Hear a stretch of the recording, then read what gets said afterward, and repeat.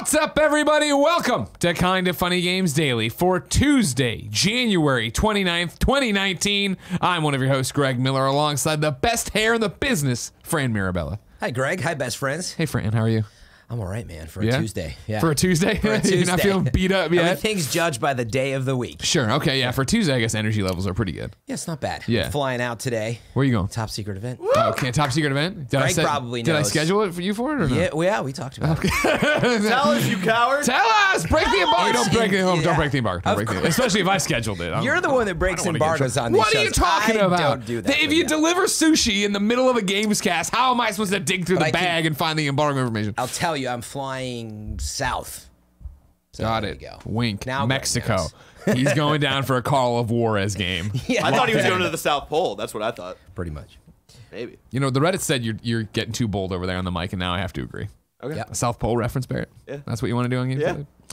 Well, special guest Portillo, who's in my lap. There you go. He's put his head up. The best. Porty's here, and he's going back to sleep Outclassed. probably right there. Of course. Yeah, exactly. Right back Going back to bed. doing what he The does old best. up at noon schedule. Did you see the news? Brian said today on Twitter. What? Up at noon, officially getting retired. Oh, like Going just away forever. 100% Yeah. gone. It turns out you, Fran. I was who the last. I always thought the biggest opponent of Up at Noon was Fran. It turns out Little no, did you he know. was the one keeping it alive. I always told everyone at IGN I was just a big shield. That was my job. You didn't know half the crap I was getting that I was keeping you from. Yeah, that's a good point. Yeah, everybody head over to Brian Altano on Twitter and give him some love for Up at Noon, of course. Are there future episodes? He says they're planning some kind of farewell with a winky face, so we'll see what happens. Yeah, I mean, look, it was one of those things too. Like they want to try new stuff, and that was the course. conversation when I was there too. So I don't think there's anything wrong with that. I think. That Things happen. Things you guys change, know how it goes. Yeah. Like a little Game Over Greggy show. Sure. You know? You got to change. You got to evolve. You got to adapt. You know what I mean? Evolve. Yeah. I like to say, I was always very much of like, when I left, I'm like, there's no way Up at Noon can go without me. And it turns out I was right. It took 4.5 years, but You were right. Go to Brian, send him love, send Max some love too. If you didn't know, this is Kinda Funny Games Daily. Each and every weekday on a variety of platforms, we run you through the nerdy video game news you need to know about. If you like that, wow, hold on a second. Wow. God damn. I didn't inhale a fly, but it felt like it. If you like that, head over to patreon.com/kindafunnygames, where you can be part of the show. Bronze tier members get to send in questions. Silver tier gets the show early, not early, gets it on pretty quickly, ad-free as an MP3 and a video file. If you have no bucks to toss our way, no big deal. Head over to twitch.tv/kindafunnygames, where you can watch us record the show live. If you're watching live, you have a special job. Go to kindafunny.com/you're-wrong and tell us what we screw up as we screw it up, so we can set the record straight for everybody watching later on youtube.com/kindafunnygames and listening on podcast services around the globe. Housekeeping for you. Tomorrow is our 12-hour stream day to close out January 2019, our fundraising month for Kinda Funny 4.0. You can come to twitch.tv/kindafunnygames from 10 a.m. to 10 p.m. Party down with us as we continue to raise money for the world tour, the crazy things we have, stretch goals, stuff like that. I saw a lot of people asking. The idea is going to be that tomorrow you get Kinda Funny Games Daily at 10 o'clock to start the stream. You get KFAF Live, and then right after that, we'll roll into the, hey, here's the updating the stream, here are the fundraising goals, here's where we're at, here's what's happening, and a whole bunch of announcements for the Kinda Funny World Tour. Did some get published on the internet today without us knowing? Yes, but we roll with the punches here. Am I right, Barrett? Yeah, we do. Exactly. Our sponsors today are Quip and Alien Blackout. And guess what? I ordered my Quip right before the show. I'm pretty excited. Ooh. But first, let's start the show with what is and forever will be the Roper Report. Time for some news. I feel like, you remember in Blues Brothers? This is a reference only you'll get as a Chicago boy. Blues Juliet Brothers. Bourne. Yeah, of course. When Belushi's checking out, and they make him sign the thing, but he can't cross that line, so he does the lean across, and he signs. That's what I'm doing, because Portillo's got me just you're enough just off like, my game where I'm hovering over it, but like trying to give him enough room. It's the Portillo line. I keep thinking what I need to do is get a bed for him that I can just put him on the table for. That would be interesting. If he would stay there, that'd be pretty I think good. he would if we Just like a nice little. Barrett, what do you do during the show right now? Like right now during a news story, what do you do? Take time codes. I make sure that everything's running. I set up for in review. You've already started the time code, right? Yeah. What I want you to do is go get his bag off the floor next to my desk, and then the Kinda Funny blanket, and bring them to me while I read our first news story. All right. Just toss them on the side, and I'll get to him after the news story. Oh, Kevin, did you hear all that? No, I didn't hear any of it. Get his bag and the blanket. I'm gonna try putting them on the table for the first time ever. First story on the road. I already say there's 5 items on the rope report. A baker's dozen. We already did that part, Yeah, though, right? Okay. I'm just Do I catching have to everybody restart back the up. What's up, everybody? Welcome to Kind of Funny. Welcome to NetEase has invested in Quantic Dream. This is from Dean Takahashi at VentureBeat. For the past 12 years, Quantic Dream has been making exclusive video games like Detroit Become Human and Heavy Rain for the PlayStation 4. But Chinese internet company NetEase Games announced today it has acquired a minority stake in Quantic Dream. And that means that Quantic Dream will now make interactive storytelling games for a wider number of platforms. The deal is the latest between a big Chinese game publisher and a talented Western development studio. Quantic Dream will now expand its hiring and have the resources to invest in its next generation of games, said David Cage, co-founder of Quantic Dream, in an email interview with GameSpeed. The 22-year-old Paris, France-based studio will continue to operate independently under the direction of industry veterans Cage, and I'm always so sorry to this man. I'm sure he watches this show every day with his wife and kids. Ooh, Guillemot de Fomanier. That's important for preserving the creativity of a studio that made Detroit Become Human, a powerful parable about modern society's mad rush to make a new generation of slaves in the form of human-like androids. Dean has an extensive email interview with David, and I think you should all go read it, but I pulled out 2 quotes from both of them here. You ready? Dean talking to David, and David says, "We're very excited to report that NetEase has taken a minority share in the capital of Quantic Dream. This investment will allow us to invest in future technologies and games in order to prepare for the next generation of platforms with the same ambition regarding creativity and innovation.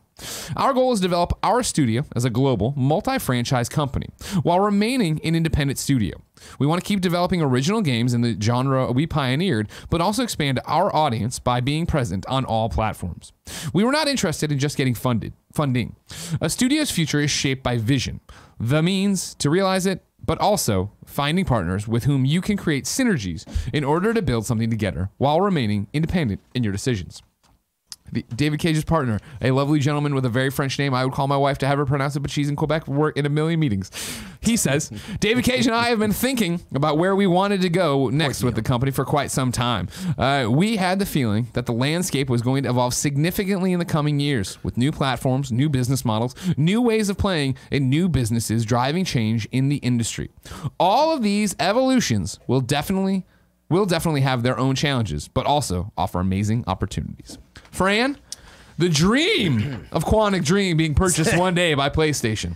It's over. The death of what was truly the last second-party studio in the PlayStation thing. Don't bother you're wrong to me. I'm sure there's other I'm forgetting.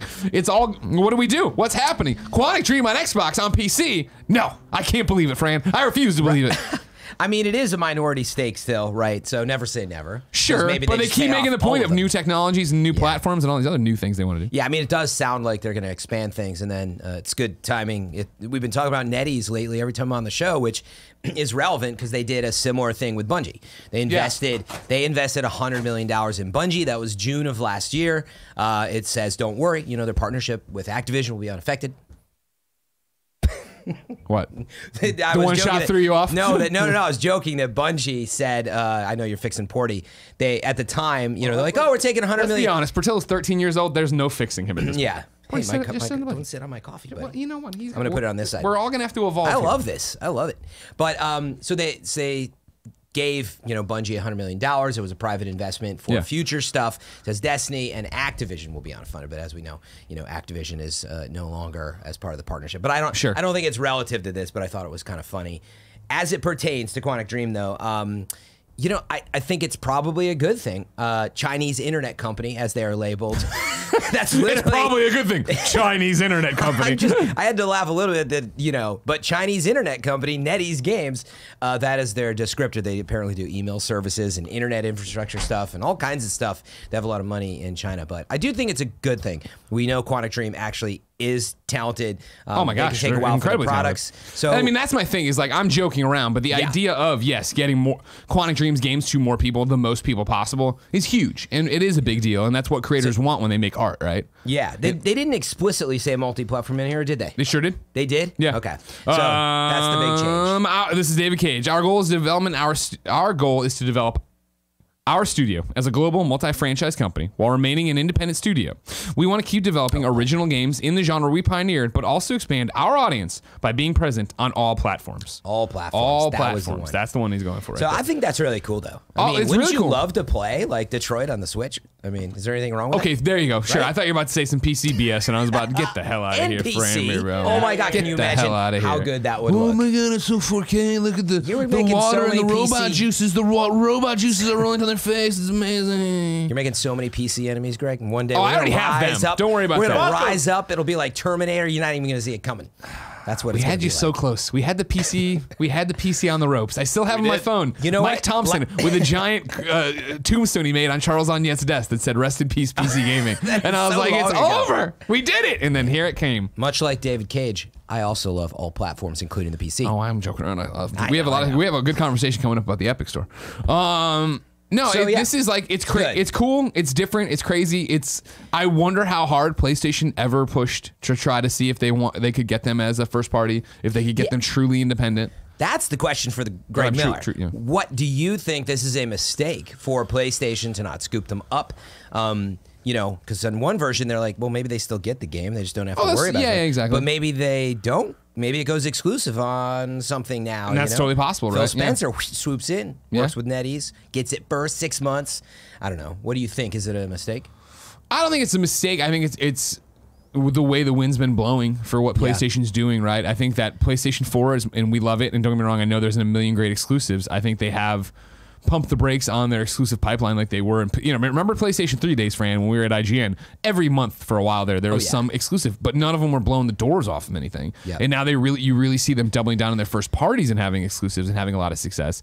Was Detroit Become Human, with the money PlayStation invested into making that exclusive, was that enough of a return that they were like, oh my gosh, yes? Or were they like, what was the point? This wasn't like, this didn't move the needle. And I'm sure, don't get me wrong, I like Quantic Dream, right? I'm sure they're talking about their mantra, the studio being truly independent, doing what they want. I'm sure that's a big part of it, where PlayStation is like, at some point, hey, we could work with a different license, a different IP. And I'm sure they're like, no, fuck that. We want to make our own games, our own IP. We want to own this. We want to be a part, And I'm sure on one hand that's been exciting and has worked well for PlayStation, but is it enough of an investment? Does it work well enough that they're like, okay, well, if you're always going to do your artsy game, which I appreciate, are you going to always make your artsy game? It's never going to be a juggernaut super success. Yep. Yeah, I think that's one scenario is that Quantic came back, they had the discussion, said, hey, look, we're looking for more funding. PlayStation, Yeah. are you willing? Like, can we get you signed up for the next 5-6 years or whatever? And again, maybe, for what they're talking about, Yeah. like it sounds like that wouldn't even be what they want because they just don't want to be limited. I do think, David Cage's partner here, right? The other interesting thing, right? We had the feeling that the landscape was going to evolve significantly in the coming years with new platforms, new business models, new ways of playing, and new business driving change in the industry. Like that's a pretty bold statement that makes it sound like, perhaps, as you see crossplay happen, as we see all these different things happen, as we see Xbox, I think they're really building an offensive here to launch on the next wave of consoles. Yeah, I think in an ecosystem where we're talking about, we were talking about, Gearbox, previously on Gamescast, on and Gamescast, who's sticking around, who's, staying, all that. I do think in the ecosystem you do have to look to diversify, and I think you're probably right that they also want to. Yeah. But I mean, at the end of the day, you're beholden to your investment, and so I think it's a good thing that NetEase came in. Who's to say it's even enough at this point? But it's that other side I think you're hitting at that's really interesting. Is Sony obviously had influence on what is Detroit. Yeah. I don't think that's a bad thing necessarily. In fact, yeah. they bring amazing experience with their producers. But there's the other side: is what is Quantic Dream going to do without having to worry? In about a that? lot of ways, stick with me on this one. It reminds me of Remedy, where Remedy was locked to Xbox for so long, not owned by Xbox, but making now they're on Control. They made Quantum Break. Alan Wake before then. Controllers. I was like, I need to try this out. The Remedy They're like, controllers. it's like a psychedelic experience, right? It wouldn't be a normal controller. But the way that, all right, cool. Now their Control is going everywhere, right? And it's a 505. It's being published by 505, and it's getting it more press, it's getting more people on it. In a lot of ways, it's that's actually not 100% correct.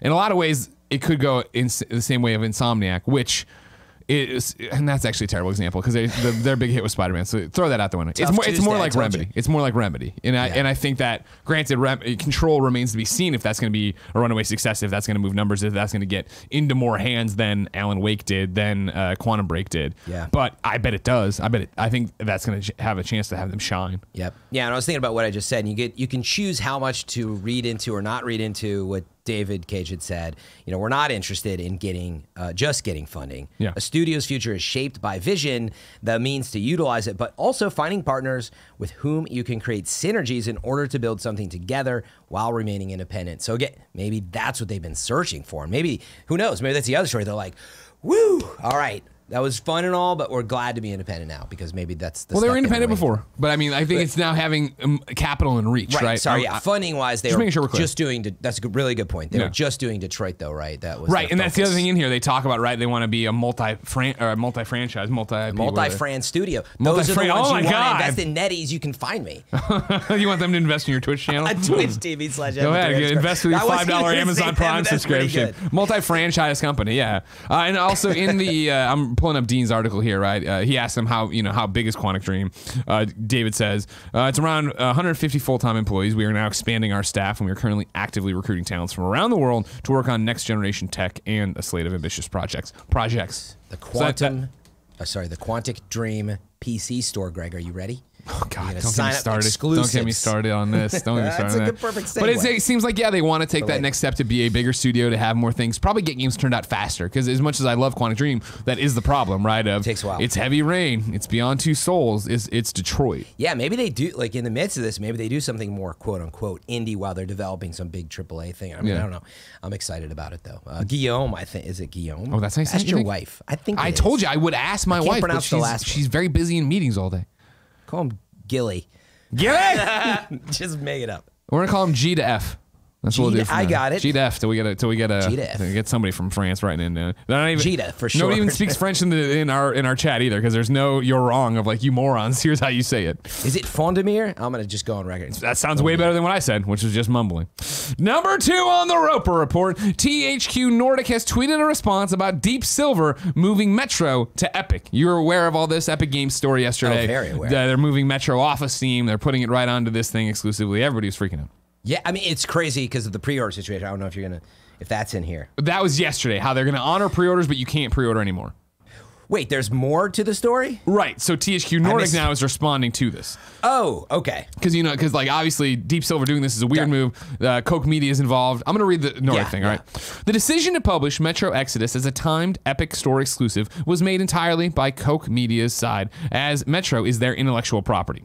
We are a sister company of THQ Nordic (parentheses Vienna), which is the reason we can and will not comment on this matter. We do not want to categorically exclude the possibility of timed exclusives for any of our games in the future, but speaking in the here and now, we definitely want to have the players choose the platform of their liking and make our portfolio available to as many outlets as possible. So catch me up. So wait, is THQ Nordic? Remember THQ Nordic and Deep Silver and Koch, they're all involved together, and like that's the thing with the sister. I think Koch Media owns part of it, right? That's the deal. But in some rough concept, they're distributing, publishing, they're involved, but this sounded like THQ Nordic's like, whoa. I know we're involved, but that's their decision. That's right, cool. I mean, THQ Nordic has been like the champions of the small IP, and like they're gonna come in and do all this different stuff for games, right? Like they're a big deal. Yeah. All right, so THQ Nordic bought Koch Media. That's the deal. So they bought Koch Media. This is from, I'm reading Christopher Dring, February 14th, 2018. THQ Nordic has agreed to acquire Koch Media and deal with whatever. But but it was up to them. They're saying, they're like, hey, as much as, exactly, because they're on the deal includes the entire Koch Media business, including Deep Silver, who publishes that. Right. So this is an existing deal since Koch their deal where THQ Nordic now owns Koch Media, and then Inclined, kind of owns Deep Silver. This is Koch Media's intellectual property, so there's nothing THQ Nordic could do about this. Right. Based on the way the deal was worked out. Yeah, and they're not saying they're in support or not in support. They're just like, hey, that was them. Not us. They sound like they're pretty much like, we want to do that to you. Probably the way it went down. But I mean, I think there's some irony, right? THQ Nordic is Darksiders 3, right? Which is on the Epic Store. I mean, it's on other stores. Well, that's what they're saying. Is like, we're not gonna we're not gonna house our things like that. Oh, and window our stuff that off. Is what they're saying. Exactly. Like, look, we're all for the Epic Store, but not like. Well, I think it's because it's a move that isn't blowing up in anybody's face, but it does seem interesting. And even yesterday, where I was like, what does this mean for future Deep Silver properties? Right? I think THQ Nordic understands that future ones are going to be intrinsically tied to them. It's weird when I read that news story, and I get the big moves that are happening, but it kind of feels like you're waking up out of bed and you went to step on the floor, and it's like a whole nother like level down. Sure. It's like there's a bunch of people that are like, whoa, wait a second, what? It's not on the. I pre-ordered it on Steam. You're telling me that you can still get it, but it's very odd. It did feel like a cut. It's a weird thing to do this late in the game. Business, man. Yeah. It's just business. And people are calling out in the comments or on the You're Wrong, or not You're Wrong, in the Kind of Funny Games daily questions that this also meant like it was being sold on Humble and it's no longer being sold on Humble. Like things have changed there. Now, what's interesting is yesterday I had a conversation, right, where Jared and I were talking about this Epic Games move. And I did the normal thing where I'm like, well, this is crazy. They're aggressive. I like what they're doing, though. It's interesting, shake up the market. But I called out the fact that there had been a Reddit thread on our subreddit that was like, most of the guys, and this doesn't, I don't think include you because you weren't here that day or whatever, but it was like, it's weird when they start talking about Steam versus Epic because they really don't know what the fuck they're talking about since none of them play PC. So they don't. Us, like Greg and Tim or whoever was on that day. And I was like, that's a good point. And I called it out yesterday. Just like, heads up, we're commentating on something, but we're not in the ecosystem. So when it is that, Epic changed their refund policy. You're not Hooray! as close to it. You know what I mean? Oh, they're doing this. They're matching. Blah, blah. We had a conversation about it, which then led to yesterday. A thing got going on our PC gaming that got shared on our subreddit to be called out here. And a couple of you wrote it into patreon.com/kindafunnygames. I wanted to call this out. Now, this is from our PC gaming. It's by Epic Gaming 2142. The headline. Suspicious name. Well, trust me, it's not going to go that way. Okay. The headline was, "Can we please all boycott the Epic Games Store? It's full on anti-consumer." The post reads like this. I mean, and this is also like, it was when it got submitted for Games Daily, I saw in the question, it was over 10,000 thumbs up or whatever, upvotes, and now it's over 20,000. I mean, it's just awful. They have terrible security, terrible customer service. The games are more expensive due to Epic's regional pricing. You can't play games offline. No social features like chat, no screenshots, no controller support. They broke EU laws, and they have really scummy tactics. There's no achievements, no cloud saves, no game forums. Epic makes you pay for a transaction fee when buying a game. They pay for exclusive rights to try and force you to use their store. They also refuse refunds, even if you meet criteria. Then there's no user reviews, no Linux support. This just shows that Epic only cares about the money and nothing else. They're trying to compete with Steam but are failing. Even Valve thinks it's unfair. Get your store together, Epic Games. Now again, as I led into this is totally based on me not using either store. I've used Epic Games. He says no controller support. I'm like, I played Hades with a controller, but I don't know what that means. Controller support to a PC person probably means different thing than what Greg Miller means to PC. I have some thoughts. It's funny because I do play on both stores. Yeah. I play obviously on both. I play Fortnite on PC. Yeah. I play plenty of games on Steam. I think maybe a couple of these are good points actually. Things that I honestly have. Are they all? Have you heard? The one thing I want to put here is, can you confirm they're all right? So for example, I started reading through the post and I didn't see people being like, no, mother. What would be awesome if it hasn't happened in this post, break each down by a headline, a subhead, and describe what's happening. So for example, no controller. I think what it's saying is like you can do big screen mode on Steam, and you can like surf with your controller and just lean back, and you get this like probably, because of course you can play controllers with the games on there. Yeah. But there is a little bit of universal support on Steam, and I mean overall, he's or she is right. There's so many features embedded into Steam. Everything from forums to, Kind of Funny. I don't know if you guys have it. You can have your own critic channel on there, and like it's also they're beta testing live streaming, and whether or not you need it, I'm just pointing out. Like, I'll gladly go on there and review TurboTax for you and Minesweeper. Right, exactly. Yeah. Fucking got him. Set him up. But yeah, like IGN, right, has like a channel on there, and so like when a review comes out, they like it's included in like the games and buying them. But yeah, things like screenshots and all that. Like, I got to take a screenshot with the desktop on Epic Store. I think that's pretty accurate and stuff like that. So they have a lot to develop. My one thing here, again, as commentator, sideline guy, I'm just watching this train go by. I don't have a horse in the race at all.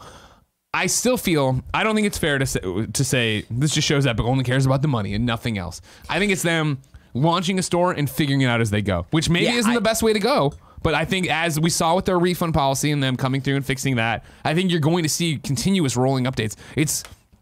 Now stick with me. I'm not trying to be. I guess I'm playing devil's advocate here. But I hate the PC. Just say it, Greg. Get it all out. I play games where you want to play. I'm saying Steam has had how many years to get this right and get to here? Steam didn't start this way. Yes. Now, granted, if you're launching a competitor to Steam, maybe you should have chat and functions like that built in already. But also, you understand that it's going to take a while before you're really competing with Steam, if ever. Yes. Well, I mean, it is interesting. There was the perspective, you guys were talking about it yesterday. Jared was like, it's about the games and just takes a few wins. That's his perspective.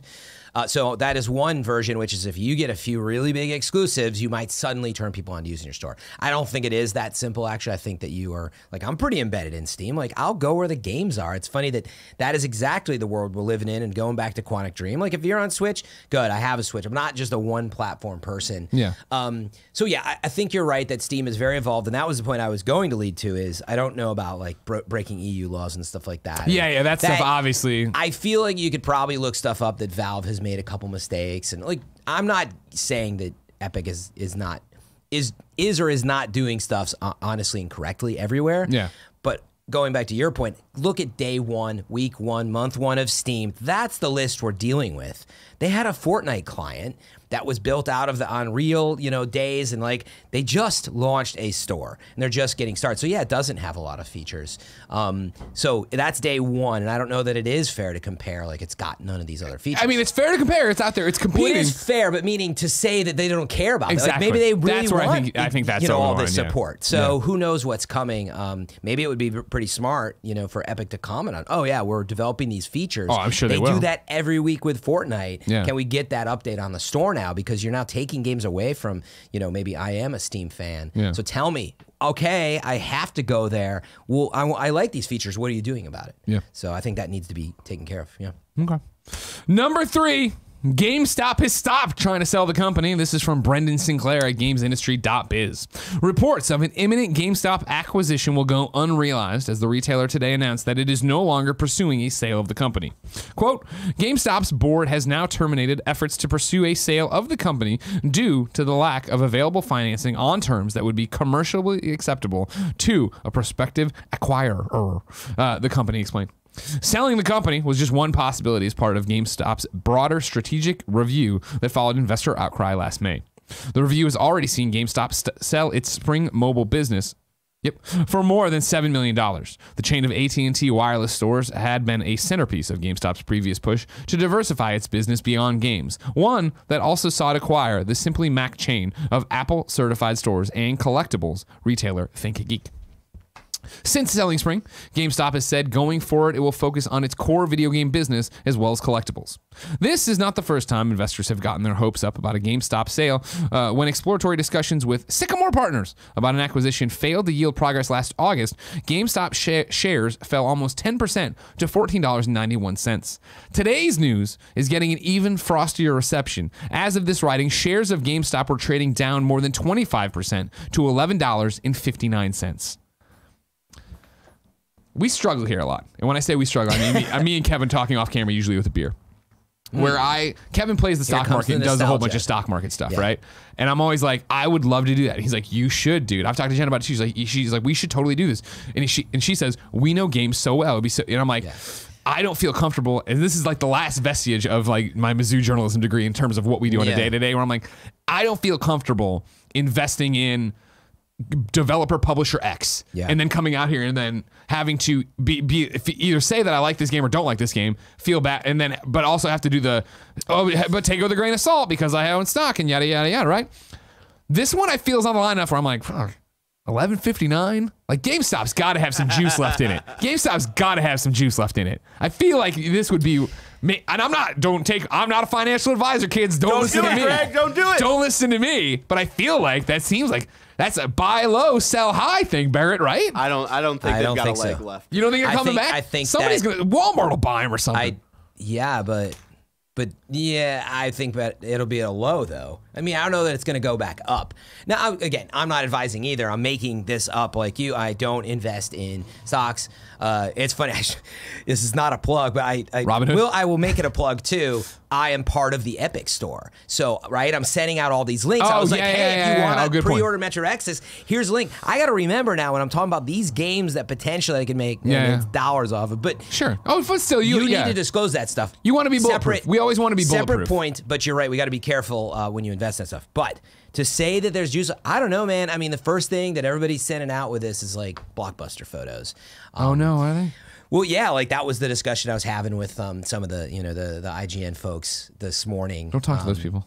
Exactly. Right. We got a thread. We got to We've get left, a whole, Fran. We've left. A whole text. You guys thread are with all independent that. now, huh? Exactly. But I mean, these are the old boys. You can guess who it is. But I mean, we're Tyrant. sending around Blockbuster photos, and I mean, honestly, it hits home. Like I liked Blockbuster at a time, but it came to pass. What are we doing, Greg? Why are you taking photos of me? I think it's pretty adorable. Portillo's passed out on the table during this. Yeah. I thought I'd bring him up here and he'd be a cute centerpiece, but from the wide shot, he just looks dead. He does. Sky cam. There you go. That's what. Now this is great. Everybody, That's here's what I pretty need you to do: screen cap this sky cam shot and then send it to me. What I need to do is get a Portillo dog bed for the office to sit up here, and I need to know if there's anybody makes custom dog beds, because if I can get the kind of funny logo around the side of the dog bed, we're in business. I guarantee you that that you want to talk about business to invest in custom dog beds. That's probably where the business is And going waffles. right now. And Greg, you're gonna just capitalize. So you on don't think GameStop? You think this is the swan song? We're actually entering into it. It's starting to unravel. I think it's funny. I thought, one, about Blockbuster, two, about how is Best Buy doing. That's a place that I'll go to. I'd rather go to the Superstore than just GameStop. It's not that I don't appreciate the game stores. Like I would. Oh no! This is not at all not taking a knock at the game stores. But what I'm saying is, you go ahead. And I want to always make clear, we talked about this yesterday, Jared and I, as we talk about what's going to happen with GameStop. We are aware that thousands of people's jobs and livelihood hang in the balance here. We're not trying to play lightly. We're just talking more from the business side. Oh, absolutely not. Like, Yeah. I thought about that too. I was like, oh my God, how do people who are employed today, and so many of our friends that are friends of the community are, Dude, jobs. Tim and I have worked worrisome. Kind of Funny's worked 3-4 GameStop manager at conferences, right? And like the people we meet at those expos are fantastic people. Yeah. And it always felt like, and from what they told stories of, that GameStop took care of them. Yeah, But see them on the ropes here, it's terrifying. Mm-hmm. But I don't think this is going to be like an overnight problem. And again, we don't know where this is going. I think the simple way to read into this is GameStop has tried other things. They've tried to stabilize the business a bit. Yeah. They might realize the business is smaller now, but maybe it'll be stable for 5, 10, who knows? Stable at that level. Yeah.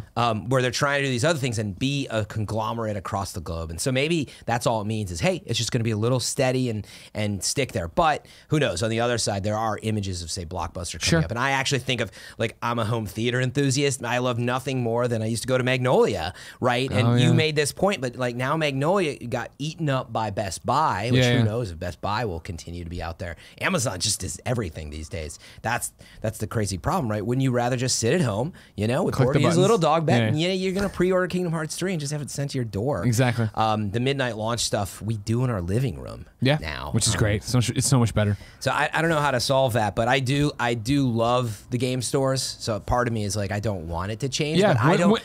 As somebody who, when we went to the mall recently to get something, I think we were trying to buy Pokeballs for Pokeball Let's Plus Go. or whatever. And it was like walking into a GameStop, it was like, oh, this is cool. And it was also like, wow, this is quaint. I haven't done this in like how a year, maybe more. Totally. And it becomes that thing of like, when I can't do it, that's when it's gonna be. Oh man! Like when I used to the fun of walking into Funko Land and grabbing that newspaper and going through dude, those going days through are gone. used cartridges, Toys R Us, right? Yes. Like Oh yeah. So I mean, I loved it, but I was reflecting on that too. I'm like, when have I been the last? Yeah, probably. Like if I really needed a controller and a special model, and I wanted a special color, or a Pokeball was one of them that I almost went there for.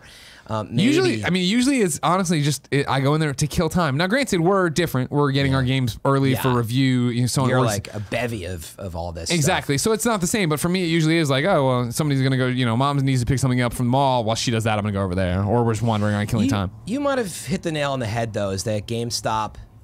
Maybe it has that niche, and what we love as fans might do well to be inside a Walmart or someday. I'm not naysaying. I don't know, but I'm saying if push came to shove, and in the world of Magnolia, I still get to go to Magnolia.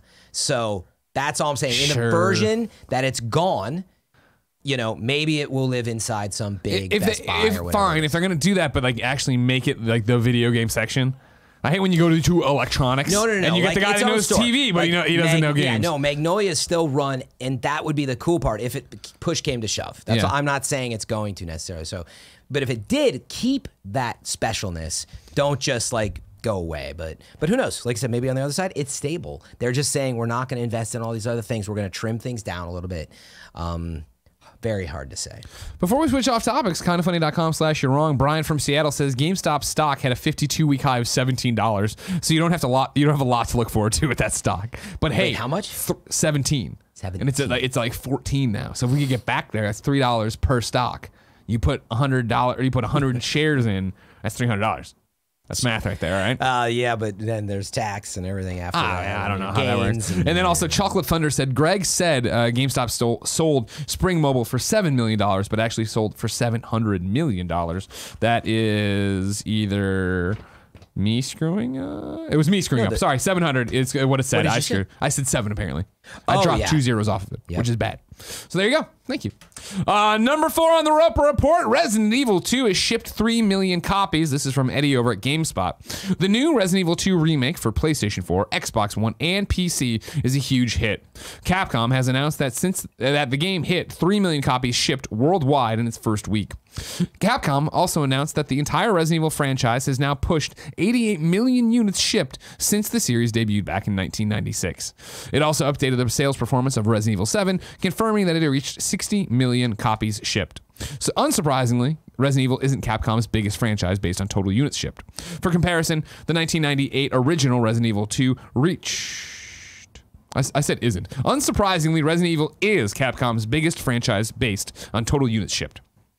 For comparison, the 1998 original Resident Evil 2 reached 4.96 million in sales during its lifetime, so the new edition is already well on its way to hitting that mark. A big launch week for the remake was no surprise, as the game's unique one-shot demo picked up 4.7 million downloads. Always important to point out, we're talking about shipped numbers, not sold through. Yeah. So these are copies shipped to stores or where. Yep. It's just physical. For a lot of it, honestly, I feel like it's splitting hairs. I don't think you're going to see that they're going to sell. They're going to send back 2.5 million copies, but you get an idea of the demand. It's very rare to see shipments this high, and they really missed the mark. Yeah. And you pointed it out in the story. Resident Evil 7, they know what it sold. If I'm sitting at Capcom, I don't think it's going to sell less than by that much at worst.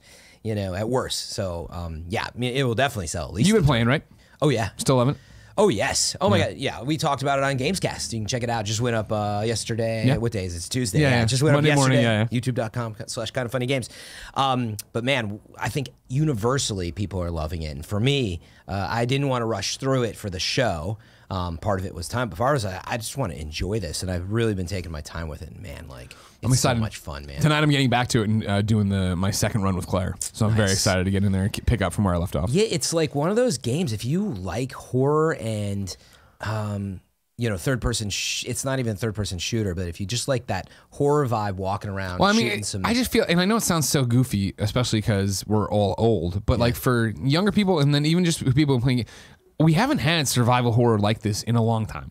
Where this feels like what I remember survival horror being. Yeah. Right? And so many people, it's funny how many people are like, it's the best survival horror since Dead Space. I'm like, well, right. And Dead Space was inspired by Resident Evil. You know what I mean? Like, we're seeing this weird cycle, but it's true. Yeah. I mean, it was the true originator. And like I said on, Games, because I was like, I think this was what they always envisioned 20 years ago. And they finally have made it. And it's incredible. If anything, I felt like, no, it is. There's enough content because I haven't even beaten it. I think there's enough content, but I want a lot more of this. I know you guys talked about the ghost stories. Or whatever. Yeah, there's episodic DLC coming up. So, man, I'm excited that it's doing so well because it means that it's not a franchise, and we've seen it happen to Resident Evil itself. Yeah, we're not playing those games right now as a community and as gamers, and it goes away for a while. And it took even Dead Space. I'd have to go back and look, but it did. Like Resident Evil has existed, but Dead Space was a huge risk. And I want more games like that. I want Dead Space. I'd love more Dead Space. Maybe hopefully this re-inspires them bringing back Dead Space. Yeah, and I think that's the upside. More like Dead Space 2. Yeah. Okay. Yeah. More like Dead Space. Not Dead Space 3. I still like Dead Space. No. I loved Dead Space. It's Alien and Aliens. It's kind of like that. Okay. Fair. That's fair. And then Dead Space 3 is like Thor the Dark World. Blackjack writes into patreon.com/kindoffunnygames and says, hey, Greg and Fran. Greg, I want to ask you about The Division 2, but you're probably embargoed to hell. I am. So instead, I want to ask you about the possibility of a Resident Evil 3 remake. In an interview yesterday, the Resident Evil 2 remake director was quoted as saying, quote, "They couldn't possibly remake Resident Evil 3 without the fans' permission. So if players really want the remake of Resident Evil 2 and voice their enthusiasm, if players really enjoy the remake of Resident Evil 2 and voice their enthusiasm, then we could use that as a good indicator," end quote. Do you think it will simply be a matter of sales numbers, or would fan enthusiasm on social media and message boards also play a nice role? Personally, Resident Evil 3 was my favorite because of how terrifying terrifying Nemesis was. If I had to buy the Resident Evil 2 remake twice to get Resident Evil 3, I probably would do it. Thanks as always, Blackjack. Sales are going to be a huge part of it. However, yes, you guys being vocal on social media, respectfully, and message board threads and talking it up, and then also how Resident Evil 2 remake nets out for Game of the Year and considerations like that, that'll be a big part of it as well. Yep. Yeah, it's funny, I keep plugging Gamescast, but we talked about this very subject, and I thought it was really interesting. Remember, I asked, I was like, where does this leave us with Resident Evil? We've got Resident Evil 7, the first person, like this culty backwoods thing happening. They could just extend that, right? Because FPS, 100%, something to it. Yeah. People love that game. It sold super well. Well, it was interesting when you and Tim were talking about it. Tim was making the argument, now we're splitting in two, similar to like how there's different Mario tracks, right? Where now there can be this Resident Evil first-person track that's more modern, going the story that way, and then there can be this remake track. I said there were 3 tracks. What was the third? What did you toss in? I missed twist. It wasn't like that inventive. A visual novel? But there's 3, I think. There is the FPS Resident Evil 7 track, so what is Resident Evil 8? Maybe it's still that. I think there's a little confusion now, though, of like what the numbers mean and whatever. There's the FPS track. There's the remake track. So Resident Evil 3 Nemesis, which is interesting. I think if you're reading these comments, it almost sounds like he's like, I really want to make this, but I don't know. The discussion at Capcom is we need to do whatever. Resident Evil 8, and maybe they want to do, we talked about skipping to Resident Evil 4 burst. But remake track, FPS track, and then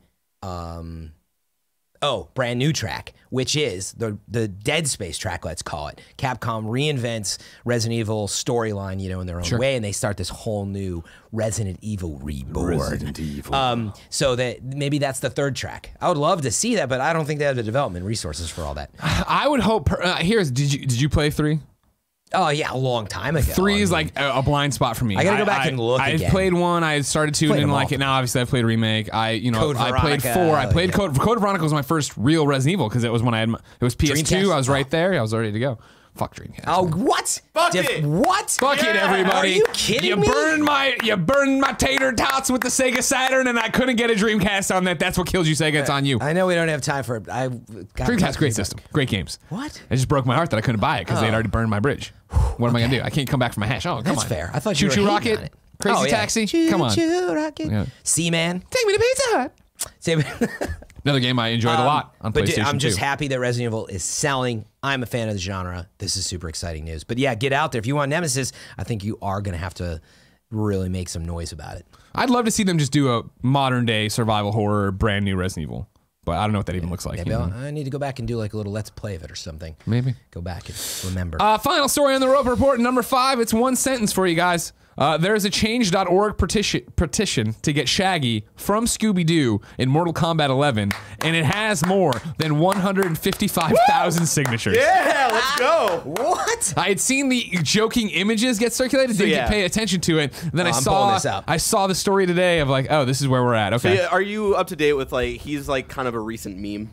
Yeah, and Matthew Lillard's making a comeback too. I see him on Reddit with Shaggy stuff all the time. Yeah. Well, he's still been voicing Shaggy. I don't mean coming back as Shaggy. I mean, like, I've seen a lot of heartwarming videos of Matthew Lillard doing Shaggy stuff lately. I'm like, don't bear it in like a dozen words. What is it? The Shaggy meme? I've missed this. People are comparing Shaggy to the strength of Goku. Pretty much. Shaggy. They're just like, oh, Shaggy is like an all-powerful being. Zoinks! All right. I don't get it, but... And I'll tell you who will kill this. Hanna-Barbera. Oh, yeah. I 100% bet that... yeah, I'm pretty sure. Kindafunny.com/run. I 100% bet that Ed Boon and team sees this, and they're like, that'd be fucking hilarious, this DLC. What a great way... Like, remember how people flip for Ninja Turtles? Imagine if they're like, here's DLC, and fucking Scooby-Doo and Shaggy walk out. But, like, under no fucking circumstance is Hanna-Barbera, or whoever owns the IP, but I'm pretty sure it's Hanna-Barbera, Yeah. going to be cool with the fucking X-rays of Shaggy's skull shattering and people ripping his heart out? Probably not. So, perfect. I pulled up, thank you, Google, for search working. Pulled up, the whole news. Ed Boon did tweet about this. Oh, did he? I didn't see the Ed Boon part. So, someone comes in and says, we want Shaggy. Yeah. Ed Boon retweets and says... Let me know how that works out for you. And the best part is underneath is this is the image of the Shaggy meme. So this is what he's talking about. It's I've never seen this. It's Shaggy. It's Ganon. It's Gandalf. It's from the not Clerks movies. What are they called? What? Lord of the Rings? Lord of the Rings. Sorry, yeah, that thing. He says, no matter what comes through that gate, you will stand your ground. And then the Shaggy lit up like Goku. He's going, run! Run. Yeah. Run, you fools. I just thought it was a fun little thing, a little dessert for you here honestly, on the Roper Report. It's my favorite story so far. Fran, here's where I say to you. I know, I follow you. That information's coming up. But instead, I'm going to insert our sponsors here because we've been going long. So we'll do this We've after. been inserting reader mail. I just want to make sure we get that done and don't bury anything. Too much. No, you do. No, this has been a great show. Don't say it. Shh, come here. Touch my wiener. Touch my wiener. Whoa! God, what? If you're an audio listener, there's a wiener dog on the table. Today, Kind of Funny Games Daily is brought to you by Quip and Alien Blackout. Let's start with Quip, which I just ordered before the show. Starting a healthy routine and sticking to it are two different things. Inevitably, we all skip on that full night of sleep, skip a workout or two, or brush our teeth with a tired old toothbrush. We are not perfect, but we can do better, and Quip is a better electric toothbrush that can help. Built-in 2-minute timer pulses every 30 seconds to remind you when to switch sides and help you clean your mouth evenly. Up to 90% of us don't brush for the full 2 minutes and don't clean evenly.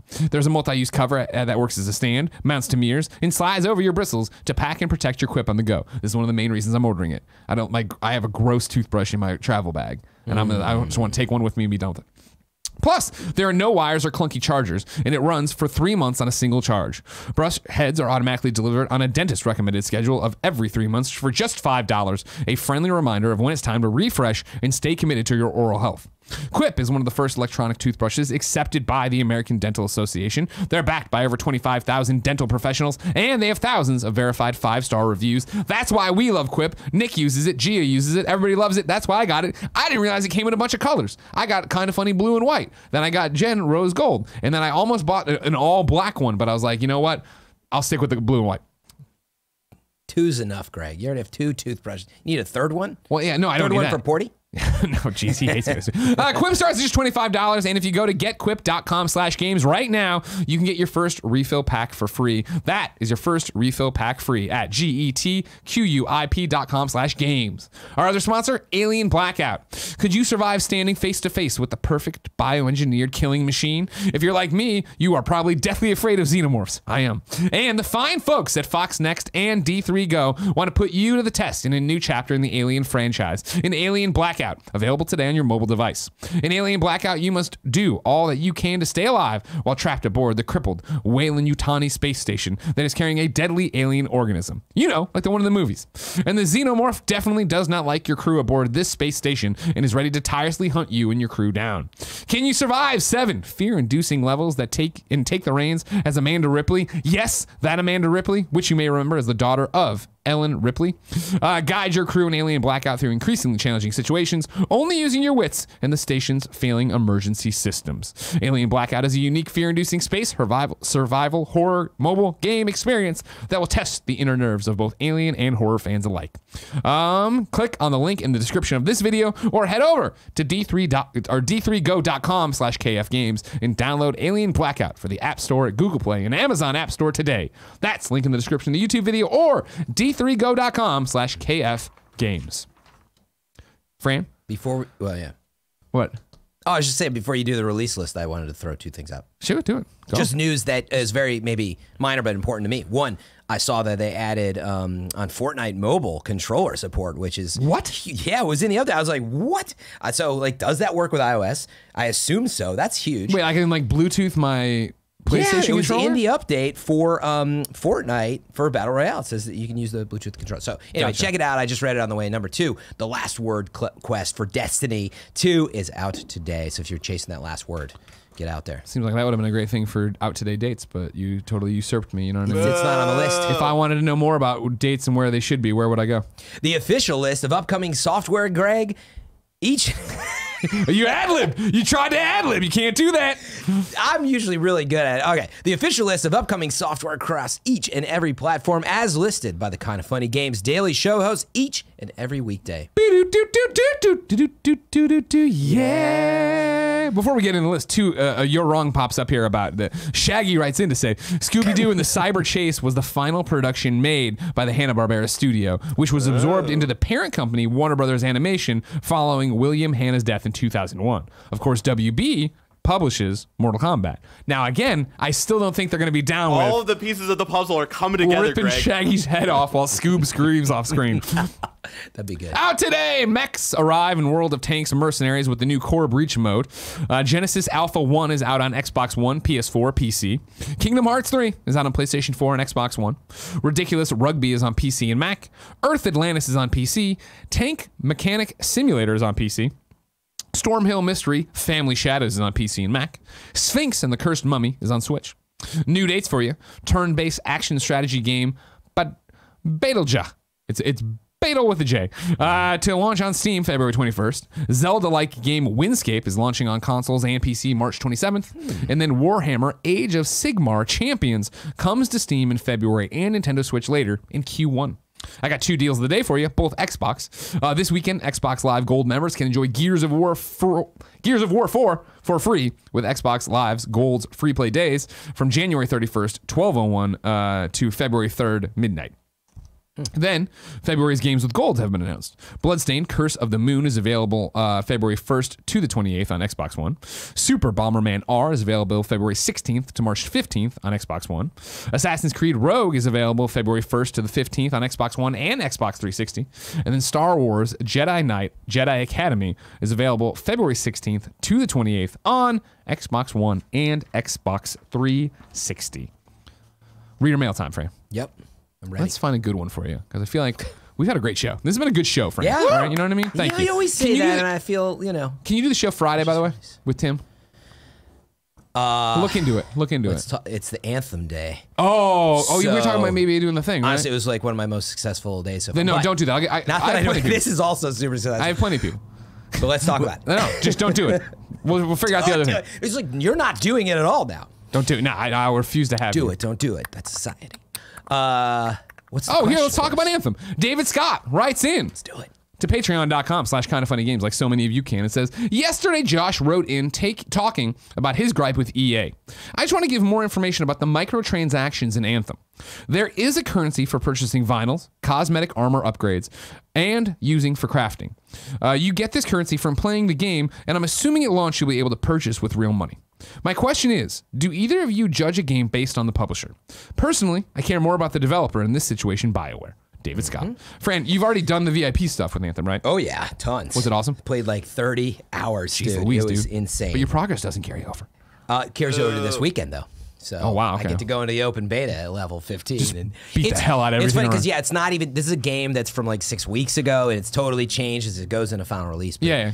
You've been following? Have they talked about microtransactions? They have. In fact, there was just some more news about it. So I don't know if you could look up Anthem microtransactions and see if there's a quote. They did confirm. They're like, they're in the game. Look, they're vanity. That is the simple thing. I know everybody's worried about it, and my reaction is this is what people have been asking for like a year or more because of EA's history and loot boxes and everything. They're like, crap, Anthem's going to be screwed by EA. Like, look, I understand EA made some mistakes. You gotta understand what you said, which is this is BioWare. Yeah. This is their property. Well, I'm going to toss it over to Robert Ramsey at pushsquare.com. Anthem microtransaction controversy starts early. BioWare says pricing isn't finalized. This is from yesterday at 5:30 a.m. An image of Anthem's microtransaction store has surfaced on Reddit, prompting more than a few raised eyebrows. At first glance, the pricing seems extraordinary, with various cosmetic items going for around $20 a pop. Shards are the game's premium currency, and based on what we know, 100 shards is roughly $1. The picture shows Javelin paint jobs for 2,000 shards each. This is the same kind of pricing you'll find in various free-to-play titles like Fortnite and full-price titles like Fallout 76, but we don't talk about that one anymore. Needless to say, this is blah, blah, blah. However, BioWare's Chris Schmidt was on hand to shed some light on the situation, stating that, quote, these prices don't represent final, stamped for all stamped for all of eternity pricing. We are iterating on our economy design and balance almost daily. So you're seeing a snapshot of one iteration. This is why we tend to not discuss things like pricing, because it's one of those iterative things that's sure to change frequently right up until the day you play the game, end quote. In other words, the pricing shown on the screenshot is not final. It's also worth noting that previously BioWare had said that no items will be locked exclusively behind the shard's currency. Everything can be bought with coin, another currency that can be earned through playing the game. Of course, we don't know how long you'll have to grind in order to get a good amount of coin, but that question can be answered once Anthem is out. There you go. Couple quick thoughts. Man, where do I even start? The first thing was we need to understand how much is already in the game. That is, I think, first and foremost, you plop down 50, 60, 70 bucks, whatever. Yeah. Origin, Premier Pass, $100. Are you getting enough out of the game that you're like, oh my God, I have so many vinyls to choose from. I have so many like armor pieces to customize and animations and all that. Is there enough already in the game that you're like, well, this other stuff looks amazing. You know, there's a Shaggy vinyl. I want that. That's the big Mystery twist. Machine vinyl. That's the twist. But how much is already in the game? Number one, you have to have that context. Two, you already said it. How long does it take to get this coin? I would hate to find out. We go back to the Battlefront 2 problem where somebody calculated the hours and it was like nuts to just unlock like one skin that costs like, I don't know if it was $20, but it was like thousands of hours or something crazy. Sure. So I would hope that they've done the math and as they're saying here, they're not finalized. So long story short, we've got to see that stuff first. But what I would expect is the Fortnite model. Is there going to be a $20 vinyl? Probably almost. There's a $40 one here, which is crazy. But that's not final. But a $20 vinyl, yeah. I bet you can bet your bottom dollar. I don't know how the shards are used, by the way. It almost well, 100 shards is roughly $1, so that's what they're talking about. So 2,000 shards would be $20. Oh, so then what are the coins for? The coin is the coin you'd have. It's in-game currency versus your. Oh, you can buy with currency. Either. I thought you had to buy with both.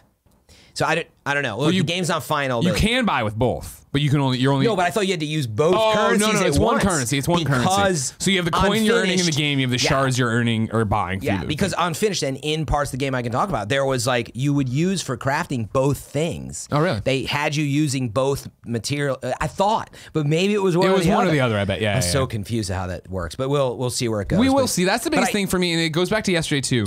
If you're on the fence and you're worried about it, I would just say wait till reviews. And I know it's hard. We all want to be in the conversation, but you'll have reviews, and day one you're gonna have a million thoughts. By 12 hours in, you're gonna know if the economy's weird or not, and then you can make your choice. Now that I'm looking and understand what the heck these numbers mean, it's just like Fortnite, and the fact that there's somebody. But you see, I hear you, and I know you're gonna say it's free, right? Exactly, you're gonna get taken off the knees by the commenters there. Which goes back to what I said. How much is already in the game is super important. Yeah. Are you already satisfied that if we go beyond it? But you're right. Yeah. Battle Royale, Fortnite gets a free pass, but I take issue with it.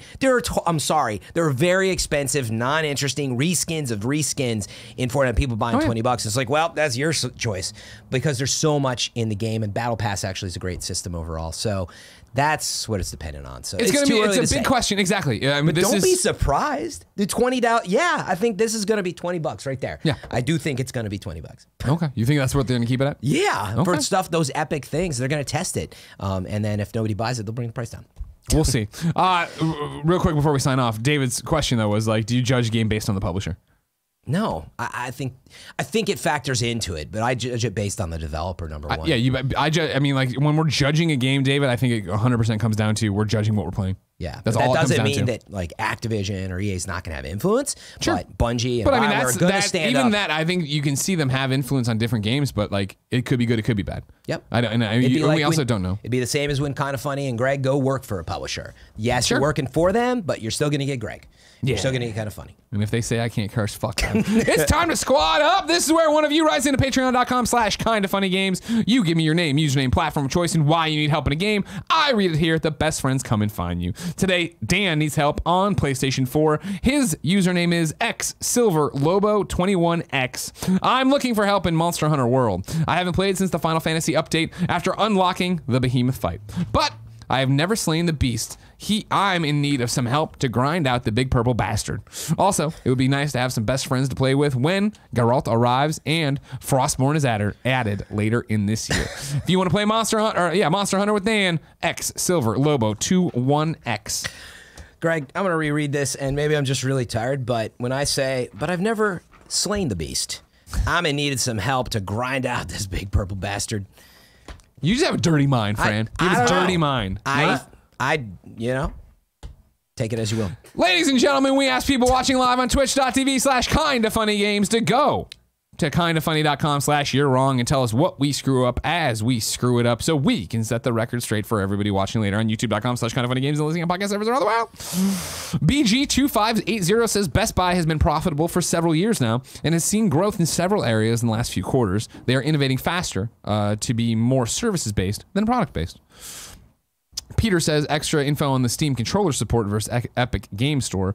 Along with Steam's big picture mode, Steam also has universal controller configuration settings. This means that even games that don't natively have a controller support on PC, you'd be surprised how many don't, can still be played with a controller really easily. So that's what they're talking about. More Hanna-Barbera stuff. And then, that Evan Jordan says in Anthem, you can actually mix and match the currencies to buy one item.